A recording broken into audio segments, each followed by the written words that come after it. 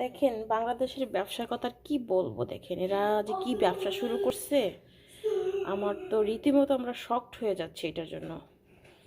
যে একটা ইলিশ মাছ কিনলে আমি যদি 4 পিস লোহা পাই, কারণ আমি এই সেম ইলিশ মাছটার মধ্যে আমি আরও 2 পিস পাইছি, কিন্তু আমি যদি 4 পিস এরকম করে আমি যদি আম, লোহা পাই, দেখেন এটা যখন ইলিশ মাছটা কাট করছে, ইলিশ মাছের সাথে এটা কাট হয়ে গেছে।